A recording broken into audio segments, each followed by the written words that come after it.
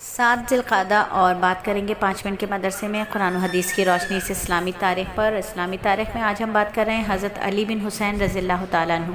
حضرت علی جن کی کنیت ابو الحسن اور لقب زین العابدین ہے، حضرت حسین کے سب سے چھوٹے بیٹے تھے۔ حضرت زین العابدین رحمۃ اللہ علیہ جو کہ نہ صرف ایک بڑے تابعی تھے بلکہ خاندان نبوت کے چشم و چراغ بھی تھے۔ میدان کربلا میں اہل بیت کی شہادت کے بعد مردوں میں صرف ان کی ذات ہی رہ گئی تھی جن سے حضرت حسین کی نسل چلی۔ واقعہ کربلا کے وقت سفر میں اپنے والد کے ساتھ تھے مگر بیماری کی وجہ سے جنگ میں شریک نہ ہو سکے۔ ان کی ایک خاص صفت دریا دلی سے اللہ تعالیٰ کے راستے میں خرچ کرنا بہت زیادہ مشہور ہے۔ مدینہ کے تقریباً 100 گھرانے ان کے صدقہ سے پرورش پاتے تھے اور کسی کو خبر تک نہ ہونے پائی خود راتوں کو جا کر لوگوں کے گھروں پر صدقہ پہنچاتے تھے۔ ان کی وفات کے بعد معلوم ہوا کہ ان گھرانوں کی کفالت آپ رحمۃ اللہ علیہ کے ذریعے ہوا کرتی تھی۔ آپ رحمۃ اللہ علیہ کی وفات 94 ہجری میں مدینہ میں ہوئی اور جنت البقیع میں حضرت حسین کے بازو میں دفن کیے گئے۔ اللہ کی قدرت کی بات کریں کہ زمین پر بے شمار قسم کے پھل پائے جاتے ہیں جن میں سے ہر ایک کی اپنی خوشبو ہے، اپنا ایک رنگ ہے، اپنا مزہ ہے، لیکن غور کریں کہ یہ رنگ، یہ خوشبو، یہ مزہ کہاں سے آتا ہے؟ اگر پیڑ کی جڑ کو کھود کر دیکھیں تو وہاں مٹی ہی مٹی ہے، ڈالیوں کو کاٹ کر دیکھیں تو وہاں نہ رنگ ہے، نہ خوشبو ہے، نہ مزہ ہے۔ پیڑ کو جو پانی دیا گیا ہے وہ اس میں بھی یہ چیزیں نہیں ہیں، تو آخر یہ چیزیں کہاں سے آئیں؟ یقیناً یہ اللہ کے اس خزانے سے آتی ہیں جس کے بارے میں قرآن میں اللہ تعالیٰ فرماتے ہیں زمین و آسمان کے سارے خزانے اللہ ہی کے ہیں۔ اور اب بات کریں ایک فرض کے بارے میں کہ حج کے مہینے میں احرام باندھنا۔ حضرت عبداللہ ابن عباس رضی اللہ تعالیٰ عنہ فرماتے ہیں کہ سنت یہ ہے کہ حج کا احرام حج کے مہینوں میں ہی باندھا جائے، یعنی شوال، ذوالقعدہ اور ذی الحجہ کے پہلے 10 دنوں کو اشہر الحج یعنی حج کے مہینے کہا جاتا ہے۔ انہیں حج کے اندر انہی دنوں میں حج کا احرام باندھنا ضروری ہے۔ اور ایک سنت کے بارے میں بات کریں کہ زمزم کھڑے ہو کر پینا ہے۔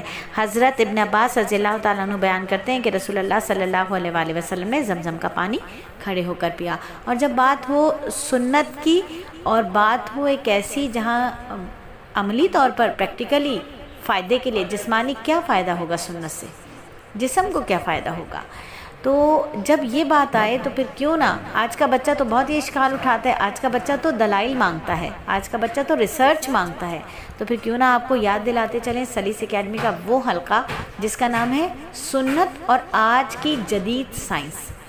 آج کی جدید سائنس جب کسی بھی سنت پر تجربے کرتی ہے، ریسرچ کرتی ہے، تو جب ریسرچ کا دروازہ کھلتا ہے اور وہ اپنے نتیجے پر پہنچتی ہے تو وہاں میرے نبی صلی اللہ علیہ وآلہ وسلم کی سنت پہلے سے موجود ہوتی ہے۔ تو سنت اور جدید سائنس کے اس حلقے میں ہم نبی صلی اللہ علیہ وآلہ وسلم کی کم و بیش 2000 سے زیادہ سنتوں پر سائنسی ریسرچ اور تحقیقات آپ کو بتاتے ہیں۔ اگر آپ بھی یہ ریسرچ اور تحقیقات سمجھنا اور سمجھنا چاہتی ہیں تو فوراً نمبر ڈائل کر لیجئے 0333130829 اور ایک بات کریں بہت ہی اہم عمل کے فضیلت کی کہ اللہ کے راستے میں سواری دینا۔ رسول اللہ صلی اللہ علیہ وآلہ وسلم نے فرمایا جو شخص اللہ اور اس کے وعدے پر یقین کے ساتھ اس کے راستے میں اپنی سواری دے گا تو اس سواری کا کھانا پینا، لید اور پیشاب کا وزن بھی قیامت کے دن نیکیوں میں شمار ہوگا، یعنی اس میں ہر طرح کی گاڑیاں بھی شامل ہیں۔ تو اگر آپ کی کوئی گاڑی ہے اور آپ اسے اس میں بٹھا کر مدرسے کے کسی بچے کو مدرسے تک چھوڑ کر آنا لے جانا کرتے ہیں یا کرتی ہیں تو سمجھ لیجئے کہ یہ سواری اور اس پر خرچ ہونے والا تمام کا تمام پیسہ، اس کا آئل، اس کا پیٹرول انشاءاللہ تعالی قیامت کے دن نیکیوں میں شمار ہوگا، بشرطے کہ اخلاص کے ساتھ اللہ کے لیے یہ کام کیا جائے۔ اور ایک گناہ کے بارے میں بات کریں کہ حضرت عبداللہ بن عمر رضی اللہ تعالیٰ عنہ فرماتے ہیں رسول اللہ صلی اللہ علیہ وآلہ وسلم نے رشوت دینے والے اور رشوت لینے والے دونوں پر لعنت فرمائی۔ اور دنیا کے بارے میں رسول اللہ صلی اللہ علیہ وآلہ وسلم نے فرمایا دنیا مومن کے لیے قید خانہ اور کافر کے لیے جنت ہے۔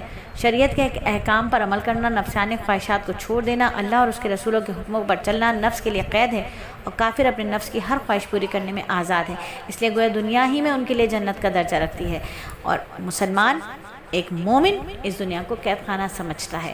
اور آخرت کے بارے میں قرآن میں اللہ فرماتے ہیں اللہ کا عذاب اس دن ہوگا جس دن آسمان تھر تھر کانپنے لگے گا اور زمین پہاڑ اپنی جگہ سے چل پڑیں گے۔ اس دن جھٹلانے والوں کو بڑی خرابی ہوگی، جو بےہودہ مشغلے میں لگے رہے اس دن ان کو جہنم کی آگ کی طرف دھکے مار کر دھکیلا جائے گا اور کہا جائے گا یہی وہ آگ ہے جس کو تم جھٹلایا کرتے تھے۔